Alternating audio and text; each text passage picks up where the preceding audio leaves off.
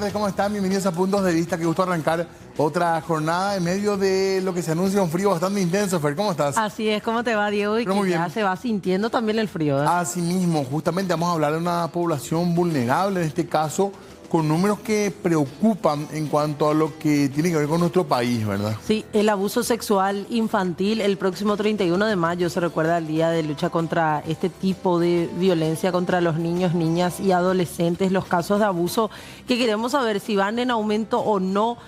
Hay números que realmente asustan cuando uno habla de estadísticas, pero no solamente eso, nos duelen también los testimonios, porque al fin y al cabo son niños, niñas cuyos derechos se ven completamente vulnerados. Y aparte nos pone en la obligación de reflexionar para adentro, digamos, porque a veces hablamos, qué sé yo, de inseguridad, por ejemplo, Sí. y pedimos luz en las plazas, pedimos más policía. Pero ¿qué pasa con los casos que se dan en el ambiente interno familiar? Sí. Donde, digamos, las autoridades no llegan, el control no llega, y donde está lo más íntimo, ¿verdad? El tema de educación, familia, creencias. ¿Por qué pasa eso en el lugar donde el niño y la niña tendría que estar seguro? Termina recibiendo el peor castigo, la violencia sexual. Así que vamos a hablar de eso. Es un tema que es incómodo, pero que es desafiante para nosotros, Claro. y es obligatorio para nosotros. Claro que sí, por eso ya queremos saludar a nuestros invitados. Nos acompaña el viceministro de la Niñez, Eduardo Escobar. ¿Cómo le va? Gracias por venir, viceministro. Buenas noches, Fernanda. Buenas noches, Diego, y a toda la audiencia C9N.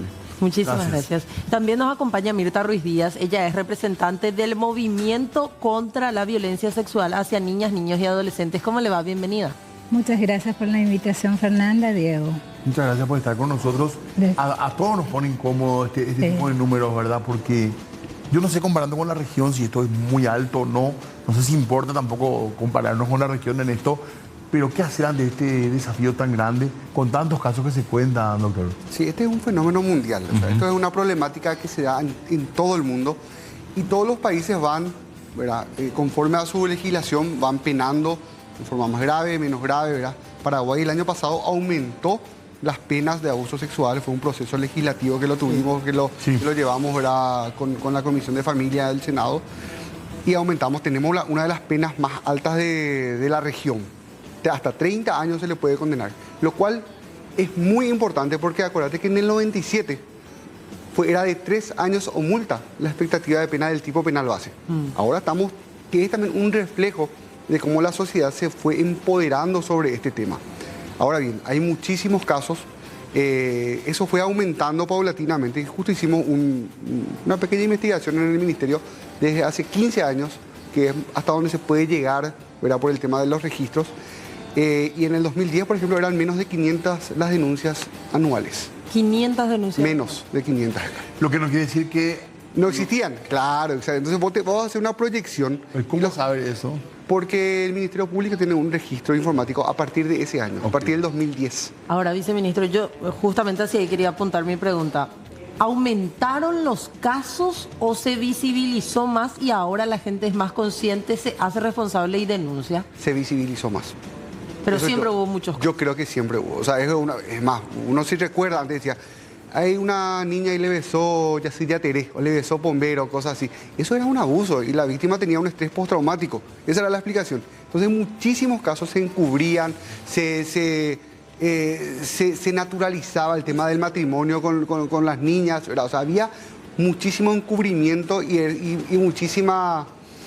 Y la gente miraba para otro lado. Hoy la gente se involucra, esa es la diferencia. 1.305 casos de abuso sexual en niños, dice el Ministerio En Público. este año. Este año. Este año. Esos son casos comprobados, digamos. No, esas son denuncias. Denuncias. 1.300 de enero a mayo. Sí, de enero a mayo. Es muchísimo. Es mucho. 3.500 es el promedio anual. Es como que se estancó en los últimos años, si vos ves, se estancó más o menos en 3.500 Anuales. anuales. O sea, claro, un promedio es altísimo. Altísimo igual, altísimo igual. Y esto se puede medir, digamos, de las denuncias, cuáles son casos que luego se corroboran, o al menos casos que tienen condena, digamos, en el Poder Judicial. Tenemos también los datos y son muy pocos.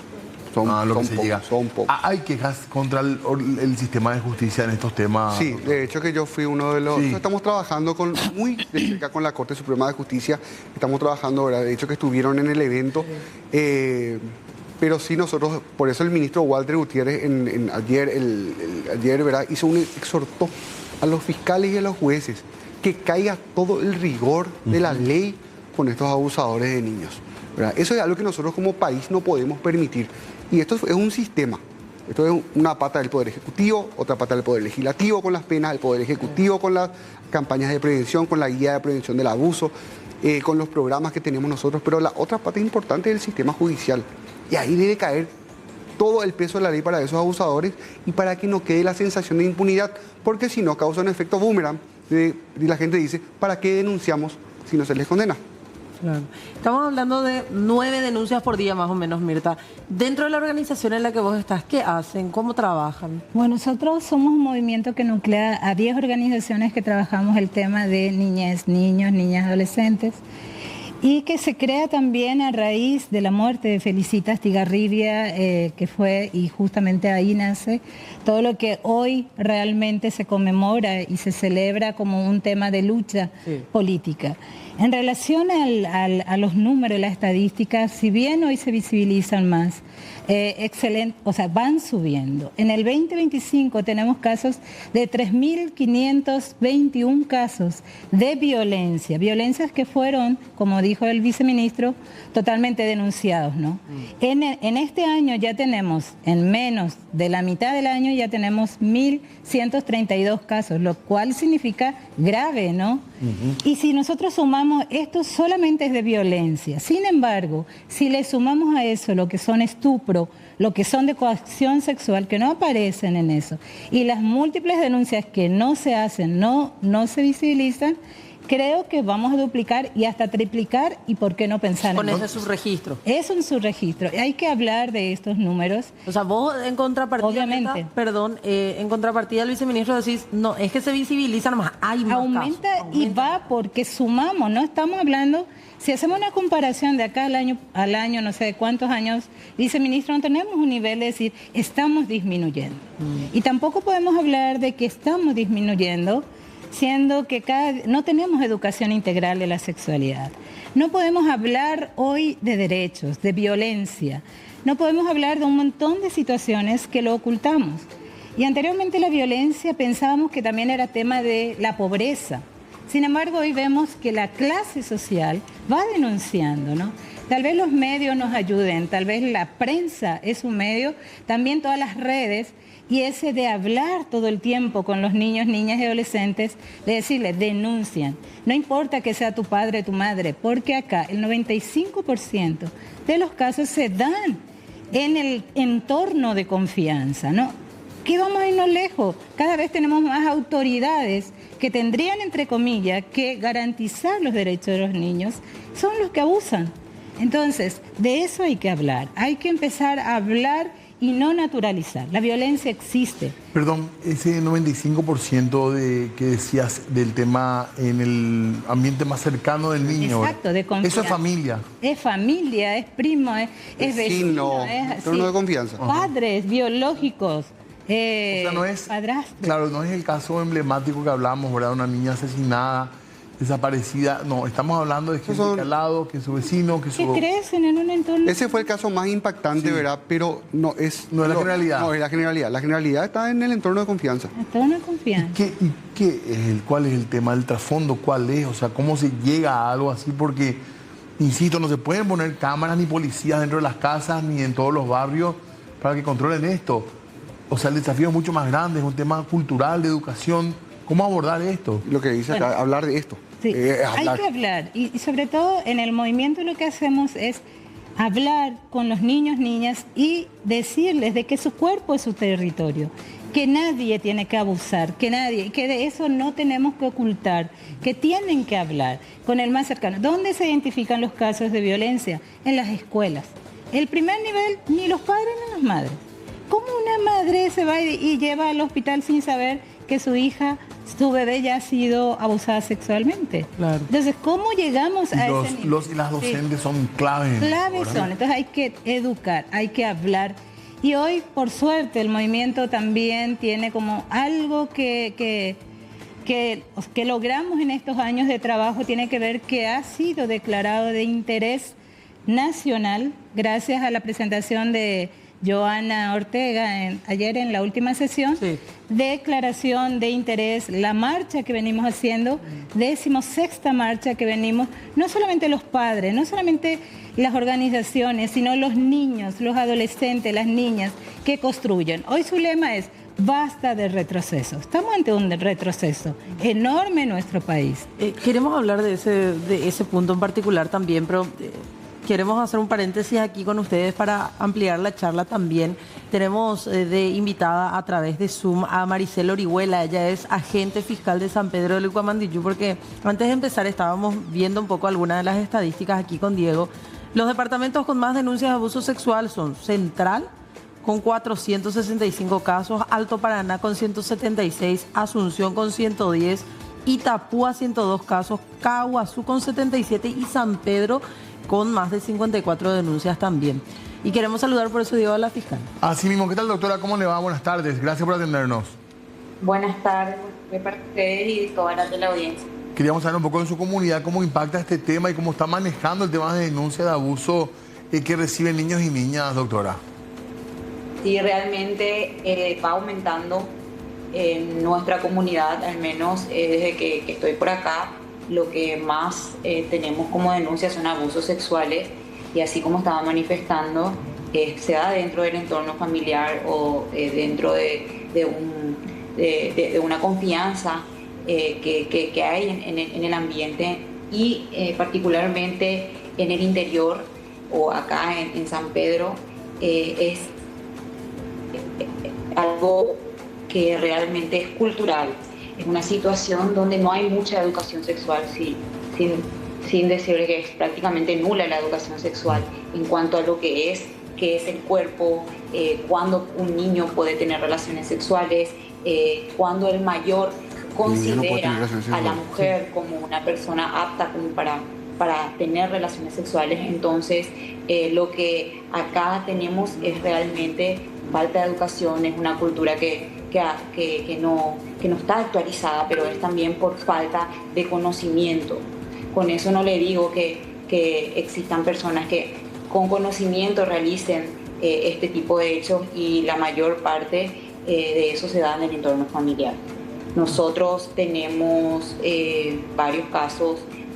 Hace poco condenamos un hecho de abuso sexual donde una niña quedó embarazada. Tuvimos una condena de 15 años, entonces estamos trabajando en eso, estamos también trabajando con la comunidad para ver si podemos llegar a los colegios.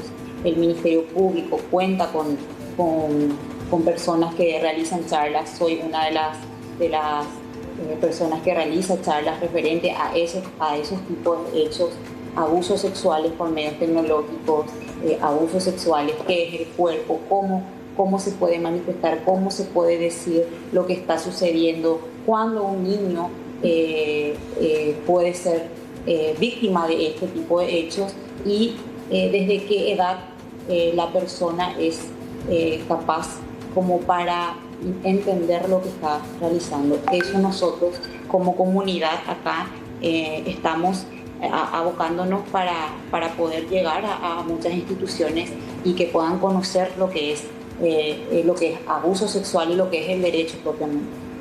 Claro. ¿Ustedes tienen elementos, se sienten cómodos o cómodas con los elementos legales que tienen, con las herramientas legales, mejor dicho, doctora, en cuanto a leyes de fondo y de forma para poder actuar? Yo, antes de analizar ese punto, les soy sincera. Para mí es muy triste lograr condenas sobre este tipo de hechos, porque significa que como sociedad no estamos funcionando. Significa que la sociedad no está previendo este tipo de hechos, por eso es que llegamos a condenas. Si bien el marco penal se ha aumentado, tenemos una ley más dura, sin embargo, esto sigue en aumento. Eso implica que no está funcionando. Creo que la prevención es lo esencial para no llegar a condenas. Yo, como representante del Ministerio Público, siento mucho cuando tengo que condenar, porque implica que el hecho ocurrió. Cuando tengo que solicitar una condena, significa que el hecho ocurrió, y eso es muy triste. Entonces, desde ese punto, para mí sería ideal enfocarnos en una prevención y no ya en buscar condenas. Claro. Ahora, fiscal, dentro de lo que es el departamento, su experiencia también, la gran mayoría de los casos se denuncian a través de quiénes, otros familiares o dentro del entorno escolar. Dentro del entorno escolar. Acá en San Pedro, dentro del entorno escolar, porque porque las niñas, que se dan mayormente acá niñas, acuden al colegio con algún estado ya de gravidez, o de repente ya no concurren al colegio, entonces los directores preocupados comunican a la CODENI se constituye hasta el hogar de los niños y ahí verifican las condiciones en que se encuentran. Y como les digo, mucho es cultural y educación también, entonces a partir de ahí tenemos conocimiento. No tengo mayormente denuncias de parte de familiares directos, sin embargo sí de las instituciones. Bueno, doctora, vamos a ir charlando acá también y por favor te pedimos que te quedes ahí para participar un poco en la charla, porque queríamos continuar charlando acá en piso sobre los temas que estamos planteando. Es una cuestión cultural, repetimos y escuchamos cuando se habla de este tema. Sí, es algo cultural, y ahí yo disiento parcialmente con lo que dijo la doctora Vera. Yo creo que tuvimos muchos avances en estos años. Falta muchísimo. Pero no se logró pues disminuir esa... Es que yo creo que no estamos en la etapa todavía de disminución. Yo creo que estamos en la etapa de sinceramiento de los datos. No llegamos todavía al techo. Estamos empoderando, y eso es un proceso que va a durar por lo menos 10 años más, creo yo. ¿Por qué digo que avanzamos? Porque estamos sincerando los datos. La ciudadanía está empoderada. Tenemos más herramientas legales, modificaciones legales. Hemos construido ya la ruta de intervención del abuso sexual, que cuesta que se implemente y que se aplique en todos los estados. La ruta de intervención del abuso sexual es una ruta que fue aprobada por el Consejo Nacional de Niñez y Adolescencia, que establece qué debe hacer cada operador del Estado cuando ocurre un caso de abuso sexual. ¿Cuál es el paso a paso? En la detección, sí, ¿verdad? El resguardo, la protección en cuanto a la salud de la víctima, el resguardo de las pruebas, ¿verdad?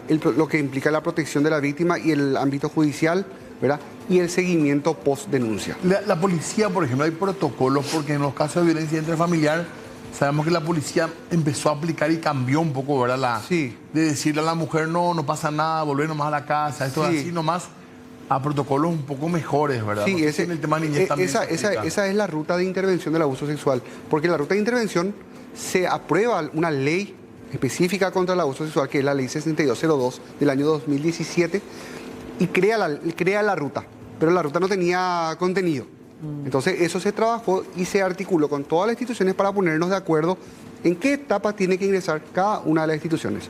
Aparte de eso, se creó un programa de atención a víctimas de abuso sexual este año, el año 2023 fue eso, y eso lo redactamos nosotros con el equipo también, ¿verdad? La guía de prevención del abuso sexual, que es una herramienta que está separada por franja etaria y que se está distribuyendo en todas las escuelas y está disponible gratuitamente en la página web si uno puede revisarlo. Quiero además terminar. Y después tenemos ahora, este año, la campaña de Todos Somos Responsables, que va por su 8º año. Tenemos también, este año se lanzó los muñequitos Aramí y Amaru. Justamente se relanzó, ¿verdad? Para poder, porque así como dijo, ¿verdad? En las escuelas donde ocurre, entonces, son unos muñequitos que tienen unos audios donde uno puede trabajar con los niños de primera infancia. Y después, este año, hemos habilitado, ahora el día de ayer, hemos habilitado el primer centro de protección especializado para niños y niñas víctimas de abuso sexual, ¿verdad? Porque ocurre en el entorno de confianza y muchas veces los padres, algunos padres son cómplices, no hay dónde llevar, entonces esa primera asistencia inmediata para ese chico. O sea, hubo avances, falta un montón todavía, pero sí yo creo que estamos en la etapa de sinceramiento. Por eso dije parcialmente, porque yo creo también que el universo no es el total, porque cierto, hay que contar los casos de estupro, contar los casos de coacción, ¿verdad? Los hechos contra adolescentes. ¿Y el subregistro en cuánto creen ustedes que se ubica? Según lo que dicen los criminólogos, ¿verdad? Eso hay que multiplicarlo por 3. O sea, yo creo que sería por los 9.000, por ahí, sí, o sea, 10.000, yo creo que sería el número. O sea, la criminología estudia eso, ¿verdad? Y eso, como es un fenómeno mundial, por ahí estaría. Por eso que yo digo que no estamos todavía en la etapa de decir se va a disminuir. Estamos visibilizando. Esta es la parte, digamos, un poco también formal, policial, fiscal, penal. ¿Y en la educación? en las mallas educativas, en los colegios, en las escuelas, cómo está? Y esa es la guía de prevención del abuso, que se está aplicando por todo el país. ¿Y para los chicos? Y ese es. La guía de prevención del abuso está separada para niños de 6 a 8, de 9 a 11 y de 11 a 13, y después tenemos otra franja más para los adolescentes, o sea, y que tiene actividades lúdicas para los chicos. Por eso es que estamos muy orgullosos nosotros de ese material, porque ese material puede ser aplicado por los profesores en la comunidad, en las CODENI, en la iglesia, en todos lados puede ser aplicado en forma lúdica por los padres.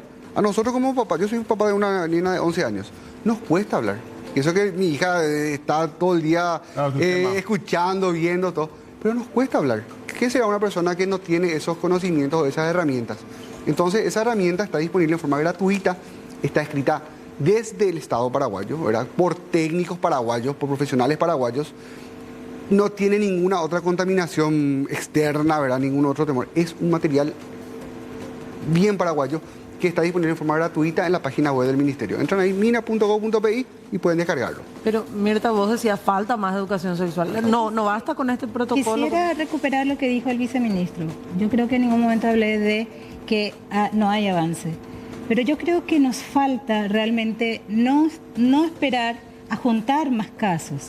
Eso es lo que pasa. Nosotros no tenemos una herramienta de prevención. Esa no, la guía de prevención. Una cosa es la ruta que te permite que uno pueda seguir, y nos falta un mecanismo de prevención real. O sea, la guía hablar no en es las suficiente. escuelas, hablar en las casas, en todos los espacios, prevenir con todos. No se habla. Los niños y niñas no saben distinguir, no le permitimos distinguir el amor de padre de un abuso, el amor de un cura de un abuso, el amor de un pastor a un abuso. Entonces, eso se tiene que distinguir. ¿Cómo? Hablando, diciendo, esto es hasta aquí, este es el límite, tu cuerpo es. Hablar de eso no podemos hablar. Educación integral Por no, tabú. ¿por qué? Porque lo relacionan a relación, no porque le vamos a cambiar el sexo. Un montón de mentiras que lo único que hace es que la consecuencia haya cada vez más casos de niños, niñas que tenemos que lamentar. Acá hay que prevenir. ¿Y quiénes tenemos que prevenir? Toda la sociedad. Los medios de comunicación. ¿Qué? El Estado es el garante y el principal responsable de dar las penas de esto, de poner. Leyes tenemos. Como dijo el doctor, tenemos. Está la guía. ruta. Está. Pero no hay se que aplica, activar, decimos, hay que Mirta, empezar. En todos lados nosotros tenemos que ver que eso está mal, que eso. Los niños tienen que tener en la mente eso. No podemos hacer una guía porque esto, no porque muestra su cuerpo, su esto. ¿Cómo yo? ¿De dónde vienen esas objeciones? ¿De dónde vienen? De todo, hay comunidad. Por ejemplo, un libro de sexualidad que se había hecho no, eso no se pudo. Creo que Serpac había hecho en algún momento, se publicó. No, eso no. ¿Qué queremos demostrar? De hablar de cosas religiosas, solamente religiosas. No, hablemos de una realidad. Claro. El Paraguay es un país laico. Tenemos que empezar a hablar desde esa laicedad y decir, ¿saben qué? Esto está pasando. Yo no digo de que ellos no estén haciendo. Ha habido avances, pero necesitamos cómo restauramos a los niños que han sido abusados. ¿Cómo le devolvemos? Eso a ellos les marca. Necesitamos aplicar esto que dice el viceministro. Acá, si pueden enfocar, aquí está la guía. Si pueden revisar, acá está gratuito. Del Ministerio del Ministerio página del Ministerio de la Niñez. No se nota tanto. Ahí, ¿Dónde está? Ahí se apagó la pantalla. Ahora Vamos a mostrar. Tenemos que hacer una pausa. Ahí está. Sí. La guía de prevención del abuso sexual. Vamos a mostrar un poco más también ese detalle, dónde encontrar esa guía también. Ahora, Fer, perdón. Qué interesante lo que decía la doctora Orihuela también, ¿verdad? Cuando se logra una sentencia es asumir el fracaso. Claro. Cómo recuperar eso. O sea que totalmente. Todavía hay muchos temas para charlar. Esto le queremos pedir un segundito nomás. Sí, señor. Unos minutitos y ya volvemos. 19:35 minutos, estamos hablando de un tema que nos preocupa a todos, creemos, ahora creo que vamos a decir en esto, que tiene que ver con la violencia sexual contra niños y niñas. Así es, en un momento también sumamente sensible porque compartíamos el material hace unos minutos al arrancar el programa, en donde también no podemos dejar de lado ni mirar a un costado, Diego. En estos últimos días se había hablado de un caso sumamente fuerte también que involucraba a un funcionario del gobierno. Así mismo. Caso muy delicado también, estamos hablando un poco también de la protección de la identidad de niños y niñas, algo que está en el código de la niñez, que es un tema que, si bien es cierto, en muchos lugares se viola, también ha permitido que en algunos casos se haya podido mantener con cuidado la identidad de niños que han sido víctimas de violencia. Claro.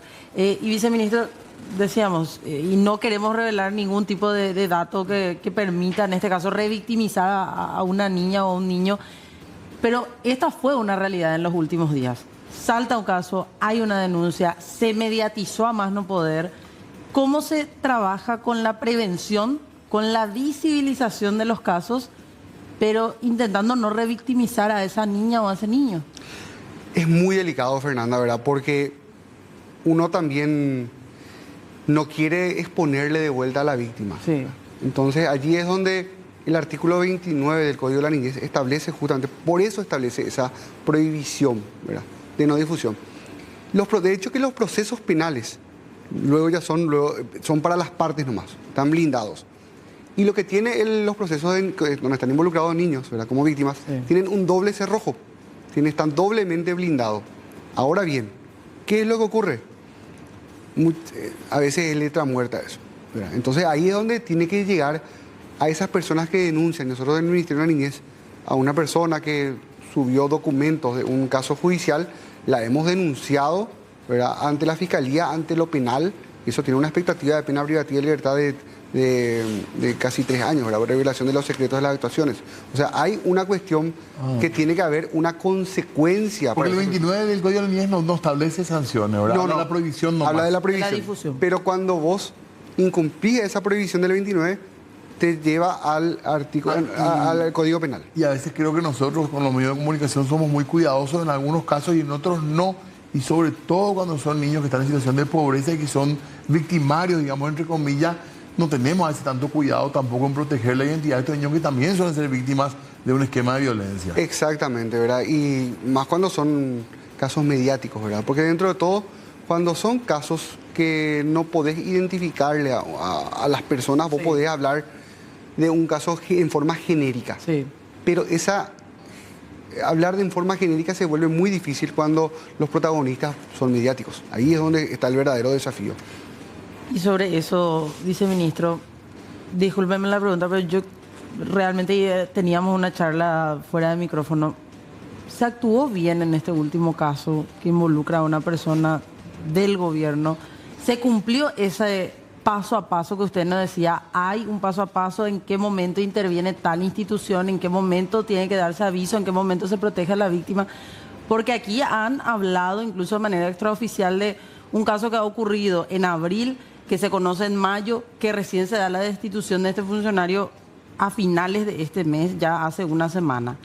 ¿Se actuó bien, cree usted, en ese paso a paso o se dejó pasar tiempo de más?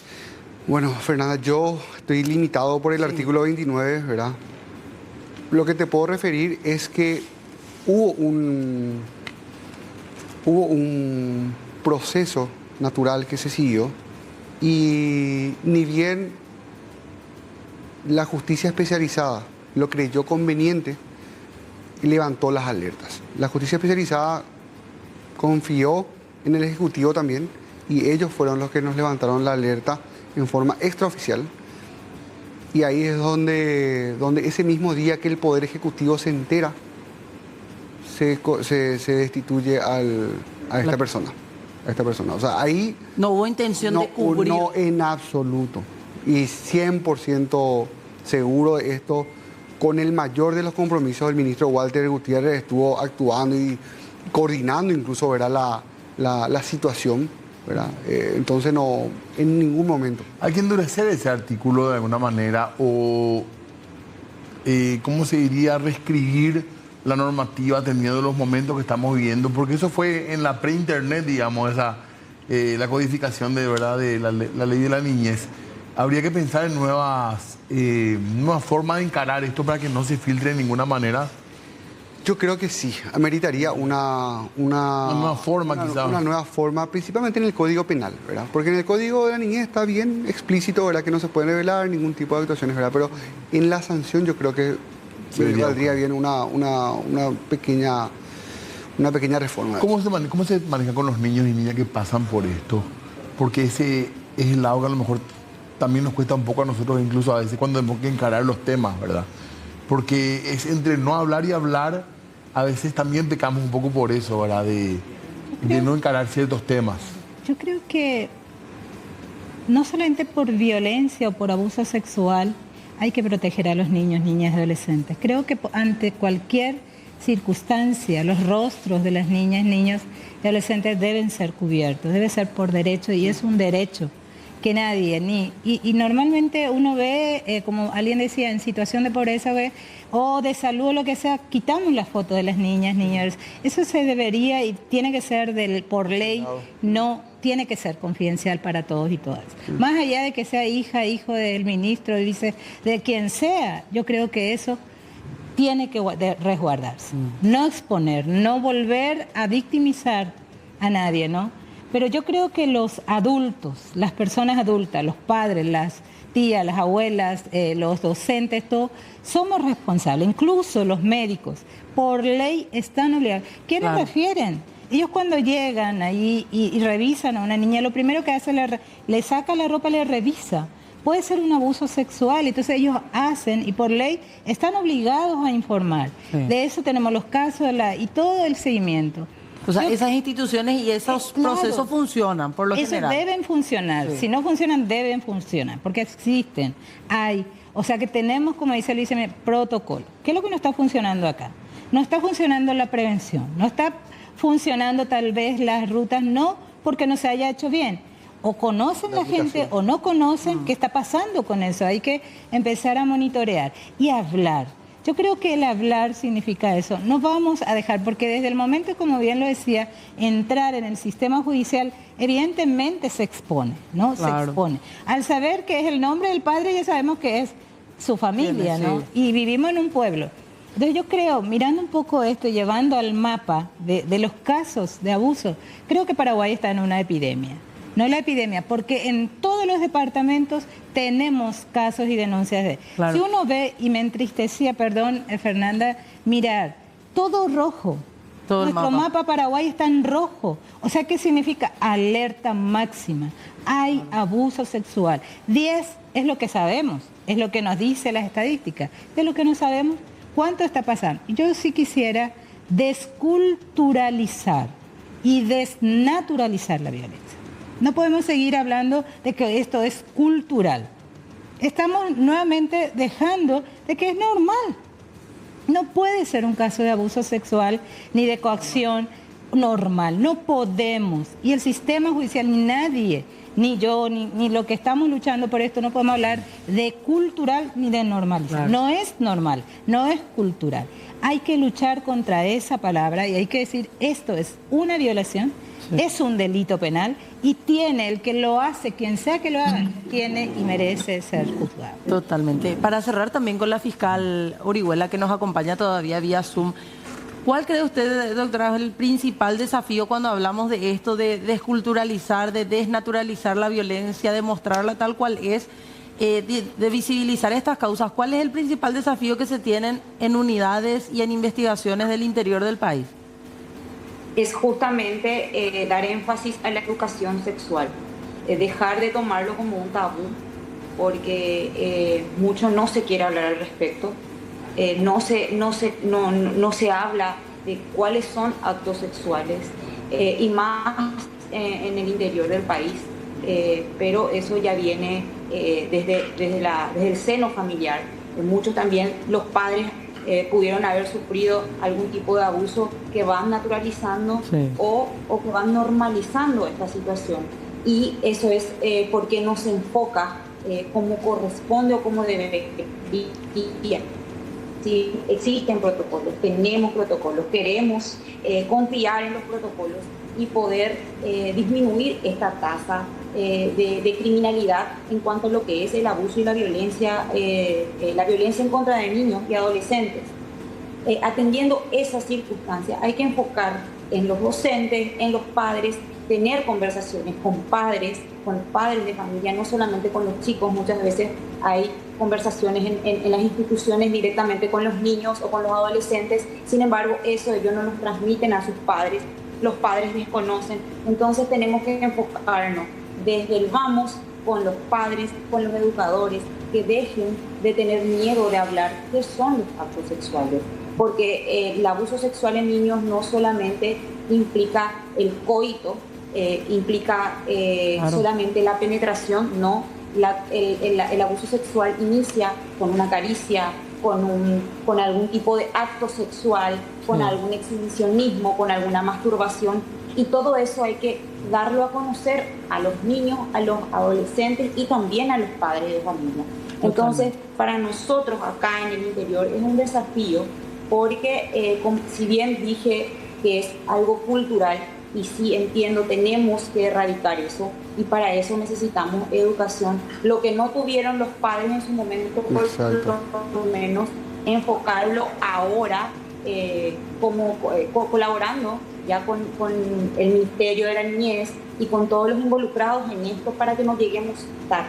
Porque es triste llegar tarde, es triste llegar, para el Ministerio Público al menos, llegar a un juicio sobre hechos tan graves que implican mayormente dentro del seno familiar, padres, padrastros, madres, entonces tíos, abuelos. Sí. Entonces eso es lo que debemos enfocarnos en la educación desde el seno familiar.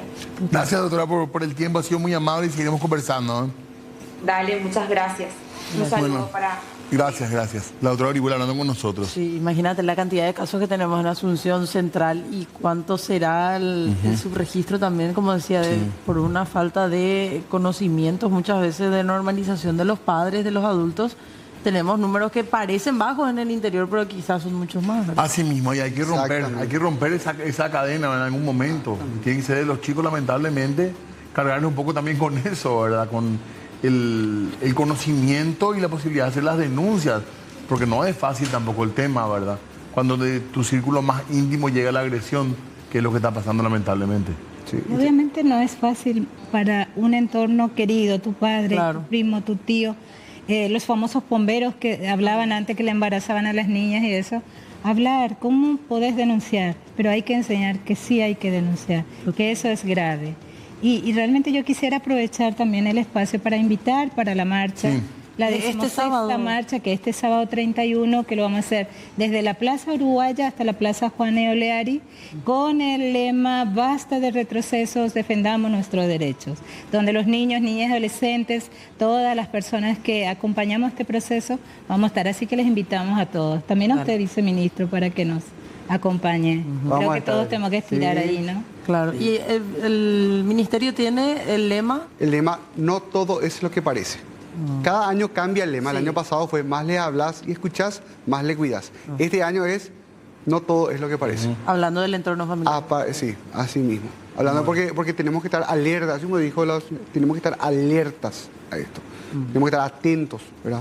Y si ustedes ven el clip luego del video, que este año tiene una música. Porque vimos, ¿verdad? Esa es la pequeña novedad de este año, ¿verdad? Porque tiene una música cantada por una niña de Melodías de la Chacarita, creo que se llama. Hermosa voz, ¿verdad? Nos hizo llorar a todos en el evento, ¿verdad? Porque justamente transmite, ¿verdad? Que esto puede ocurrir en cualquier lugar y cualquier persona puede ser. Así mismo. Claro. Estemos atentos. Gracias por el tiempo, muy amables. Gracias por la invitación. Gracias, Mirta. Tenemos que hacer una pausa más. Volvemos enseguida.